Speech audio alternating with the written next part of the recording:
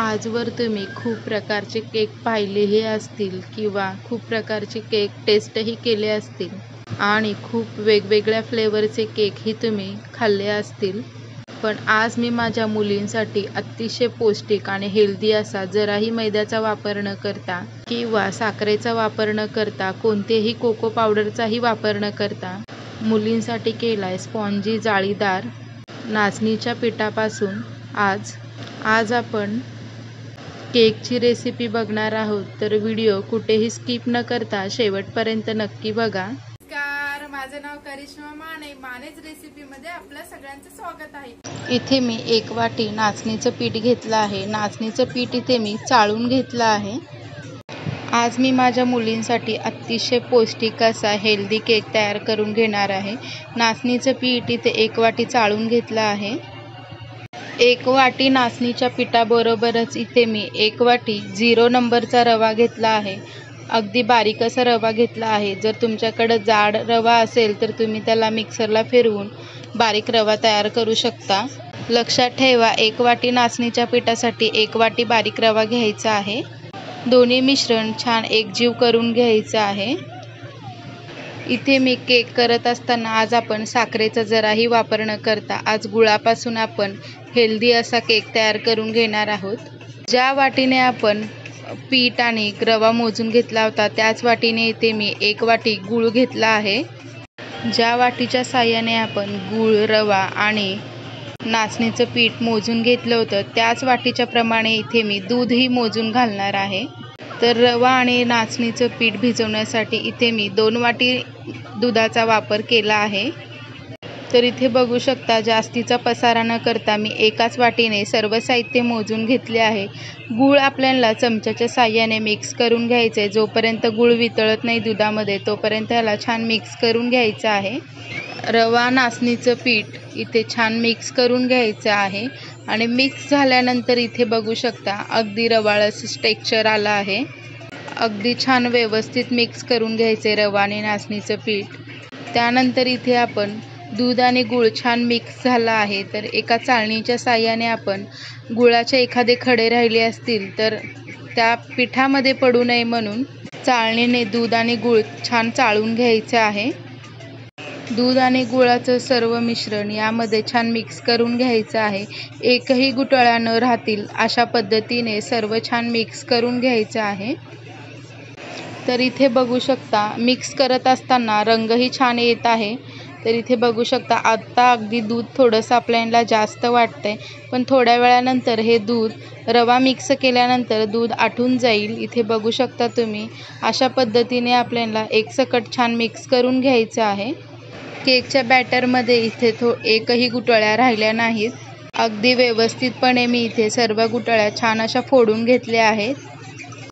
तर इथे आता आपण तेलाचा वापर न करता इथे तुपाचा वापर करणार आहोत. तूप मी इथे 4 चमचे मोजून घेतले आहेत आणि हे 4 चमचे तूप आपण या मिश्रणामध्ये छान एकजीव करून घेणार आहोत. जोपर्यंत हे मिश्रण पूर्ण त्या तुपामध्ये मिक्स होत नाही तोपर्यंत हे मिश्रण छान एकजीव करून घ्यायचं आहे. तूप या केकच्या बॅटरमध्ये छान मिक्स झाला आहे. तर आता आपण मुलांचा आवडीचा पदार्थ घालणार आहोत, तो म्हणजे बॉर्नव्हिटा. बॉर्नव्हिटा मुलांना खूप आवडतो. माझ्याही मुलींना बॉर्नव्हिटा खूप आवडतो. तर इथे मी कोको पावडरचा वापर न करता 2 चमचे बॉर्नव्हिटा पावडर घालत आहे. बॉर्नव्हिटा हे शरीरासाठी अतिशय हेल्दी आहे. बॉर्नव्हिटा ही छान केकच्या बॅटरमध्ये छान मिक्स करून घ्यायचं आहे.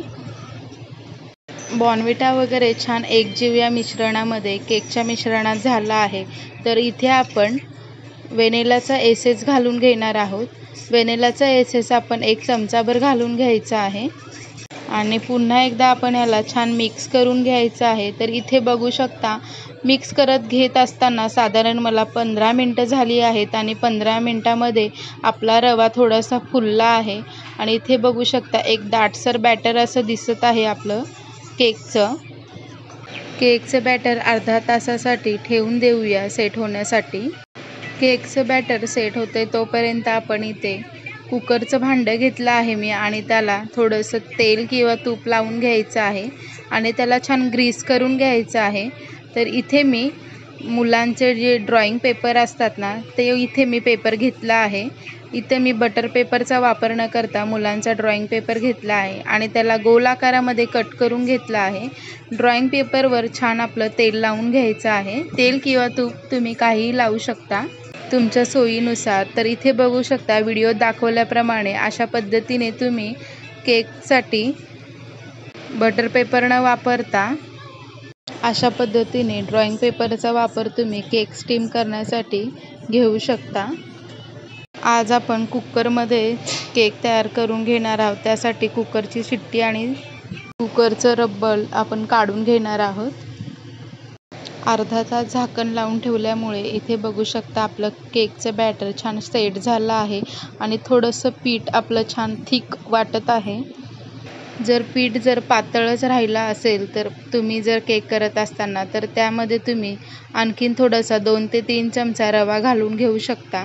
रवा घालून घेतल्यानंतर 5 मिनिटांनी पुन्हा एकदा झाकण लावून पीठ सेट होण्यास ठेवायचं आहे. जसं आपल्याला केकसाठी बॅटर हवं आहे तशा पद्धतीचं बॅटर तयार होतं.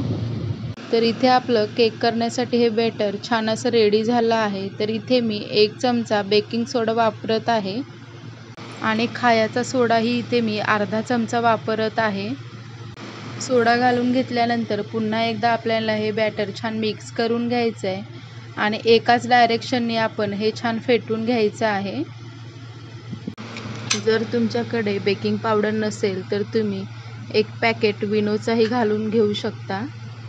बॅटर इथे आपलं केकचं रेडी झालं आहे. तर इथे मी आवडीप्रमाणे ड्रायफ्रूट्स घालत आहे. तुम्ही तुमच्या आवडीप्रमाणे ड्रायफ्रूट्स घाला. इथे मी काजू, बदाम, काळे मनुके, अक्रोड हे सर्व ड्रायफ्रूट्स घेतले आहेत. जर तुम्हाला तुमच्याकडे कोणतेही ड्रायफ्रूट्स अवेलेबल असेल तर तुम्ही या बॅटरमध्ये घालून घेऊ शकता. पुन्हा एकदा बॅटर छान मिक्स करून घ्यायचं आहे. फायनली आता केक करण्यासाठी इथे हे बॅटर रेडी झालं आहे. तर आपण कुकरच्या भांड्यामध्ये हे सर्व बॅटर घालून घेणार आहोत. कुकरच्या भांड्यामध्ये केकचं बॅटर घालून रेडी झालं आहे केक बेक होण्यासाठी. कुकरच्या भांड्यात बॅटर घातल्यानंतर 2 ते 3 वेळा कुकरच्या भांड्याला टॅप करून घ्यायचं आहे. त्यानंतर मी इथे वरून थोडेसे ड्रायफ्रूट्स घालत आहे. तर इथे बघू शकता आपले ड्रायफ्रूट्स फार सुंदर असे दिसत आहेत केकवरती. इथे सर्व ड्रायफ्रूट्स घालून घेतले आहेत. तर आता आपण केक बेक होण्यासाठी ठेवूया. तर इथे आज ओव्हनचा वापर न करता आज कुकरमध्येच आज आपण छान हेल्दी केक बघणार आहोत. 10 मिनटं इथे कुकर प्रीहीट होण्यासाठी ठेवलं होतं आणि आतमध्ये एक जाळीची ताटली ठेवली आहे. कुकर प्रीहीट होण्यासाठी इथे 10 मिनटं मी आधीच ठेवलं होतं. कुकर आपलं छान तापलं आहे. केक आपण या कुकरमध्ये बेक होण्यासाठी ठेवून देणार आहोत.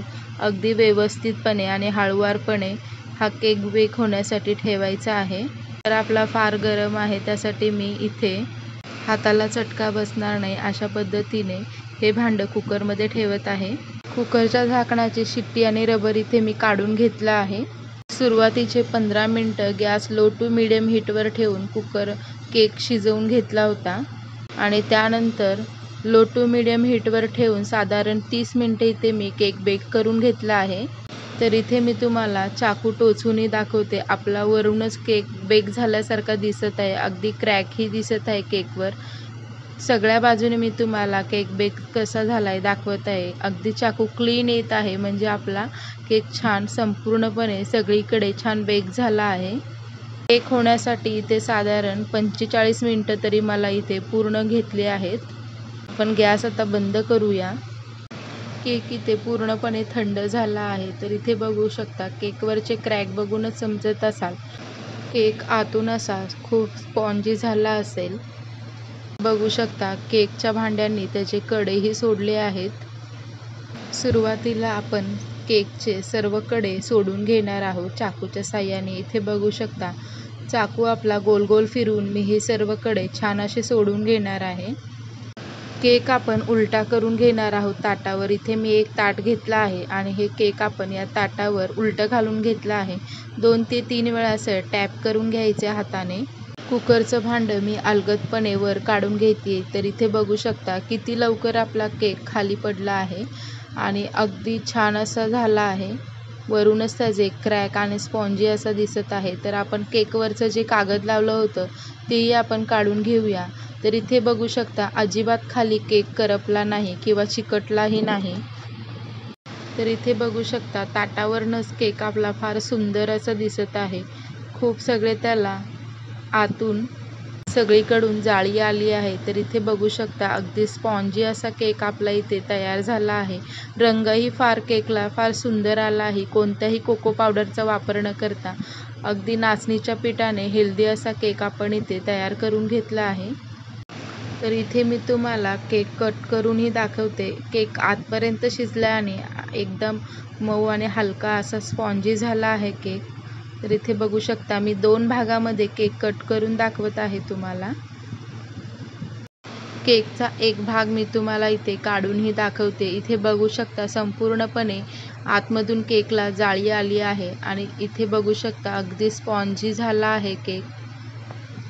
इथे मी माझ्या मुलींसाठी अगदी हेल्दी असा केक तयार करून घेतला आहे. तुम्हीही तुमच्या मुलांसाठी अशा पद्धतीचा केक घरी नक्की ट्राय करा. हा केक अगदी शुगरच्या पेशंटलाही चालेल इतका हेल्दी आणि शुगर फ्री केक आहे. इथे आपण जराही साखरचा वापर न करता गुळापासून केलेला हेल्दी केकची रेसिपी कशी वाटली आहे कमेंट करून नक्की सांगा. तर हव्या तुम्ही आकारामध्ये केक कशाही पद्धतीने कट करू शकता. मी असा तुम्हाला दाखवण्यासाठीच कट केला आहे. तर इथे बघू शकता अगदी स्पॉन्जी आणि जाळीदार आपला केक तयार झाला आहे. तर तुम्ही आता मुलांच्या उन्हाळ्या सुट्टीत अशा प्रकारचे हेल्दी केक नक्की मुलांना करून खाऊ घाला. तर इथे बघू शकता केकला रंगही फार छान आला आहे. कोणताही आपण कोको पावडरचा वापर न करता अगदी नाचणीच्या पिठाचाच रंग इथे केकला छान आला आहे. मुले हे चॉकलेट केक म्हणून अगदी आवडीने खातील. केकच्या चवीमध्येही कोणताही बदल झाला नाही. अगदी बेकरीसारख्या चवीचा स्पॉन्जी केक इथे आपला तयार आहे. केकची चव ही फार सुंदर अशी लागत आहे. अशा पद्धतीची रेसिपी तुम्ही तुमच्या घरी नक्की ट्राय करा. व्हिडिओ आवडल्यास व्हिडिओला लाईक, शेअर आणि चॅनेलला नक्की सबस्क्राईब करा. पुन्हा भेटूया अशाच नवनवीन रेसिपीमध्ये. स्वस्त रहा आणि मस्त खा आणि हेल्दी खा. साखरेचं प्रमाण कमी करा आणि गुळाचा वापर जास्त करा. गूळ हे आपल्या शरीरासाठी अतिशय उपयोगी हा पदार्थ आहे.